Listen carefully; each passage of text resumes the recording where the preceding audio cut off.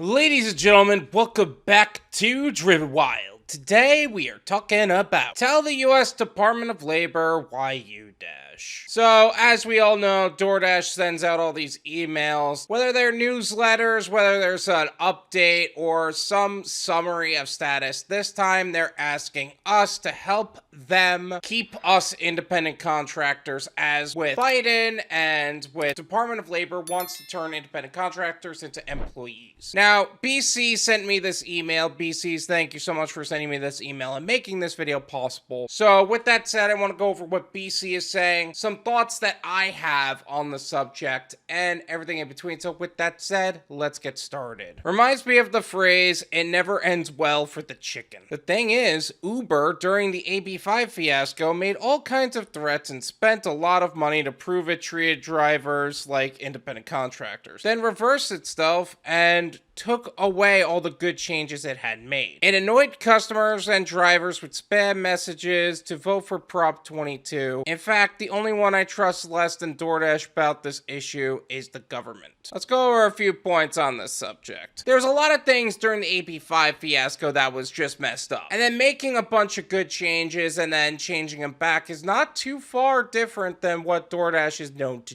do. In fact, their marketing strategy towards us is to tell us about this really big program that they're just rolling out to us. And then without telling anybody, they'll start to take those benefits and either downgrade them or take them away entirely. That's how it worked for Top Dasher. That's how it worked for the high pay program. And I have a sneaking suspicion that's gonna be how it worked for the 5 new features that they gave to gig workers that have been nothing short of beneficial for us. Now, if you don't know what I'm talking about, I made a video talking all about that. I'll leave that in the description. Feel free to check it out. But yeah, they're sending us spam messages for Prop 22 because it's going to be more financially devastating for them as it is for us. Yes, I know that sounds crazy, but at the same time, they have a lot more to lose than we do. What happens in Washington, D.C. can impact your life and your livelihood, and your voice matters. The U.S. Department of Labor recently proposed a new rule that will be used to decide who should be considered an independent contractor or an employee for purposes of federal minimum wage and overtime rules. While 2 of those things sound good to us, here's the reality. If we have a federal minimum wage, that means they're going to limit the amount of time we're going to actually put in. And because of that,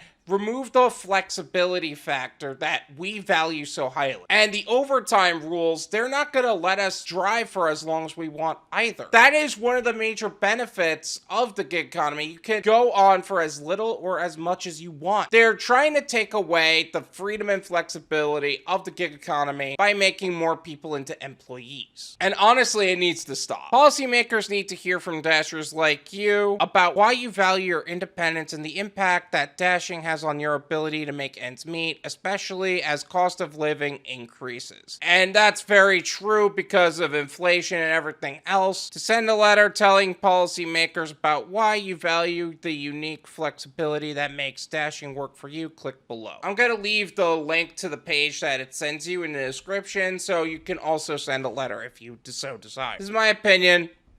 It's worth what you pay for it. None of you pay me.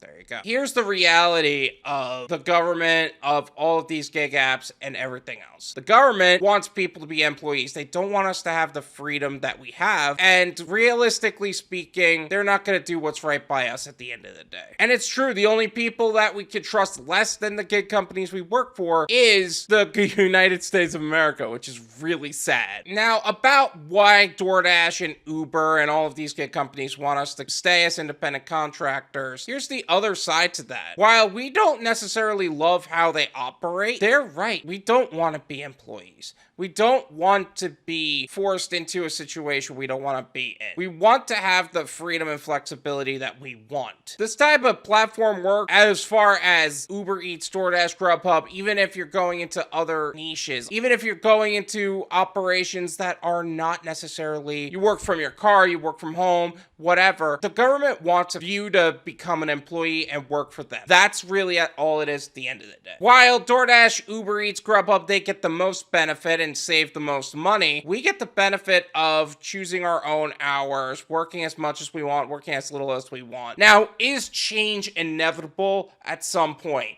Yes. Do I wish it's more like a Prop 22 situation than a employee situation? Absolutely. But at the end of the day, the gig economy has always been under attack. It's really always going to be that way. But that's exactly why the gig economy is an income bridge to what would be a long-term goal. It's never the goal. Because at the end of the day, Uber Eats, Grubhub, Doordash, they're under attack. They're also attacking us. It's just this toxic circle that is never truly going to change. And all of these corporations know that. Even though we would like to see more regulation and more things like that, the reality is that it's probably not going to work out the way we want it to work out. So make sure you're working on that side hustle that will eventually lead you out of the gig economy entirely. And also make sure you let the U.S. Department of Labor know that you'd prefer to be an independent contractor. I don't know how much value it's going to have. I don't know how much it's actually going to help, but at the same time, that's what we want. We want to stay independent contractors.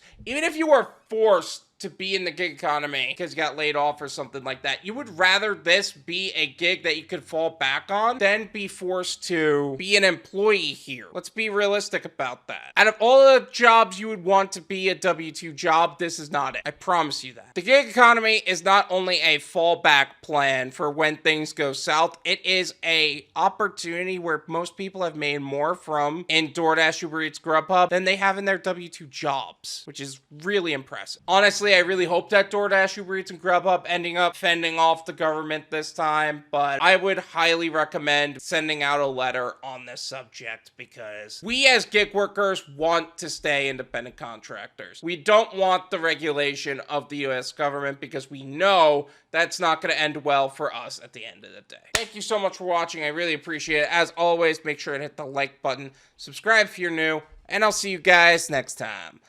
Peace.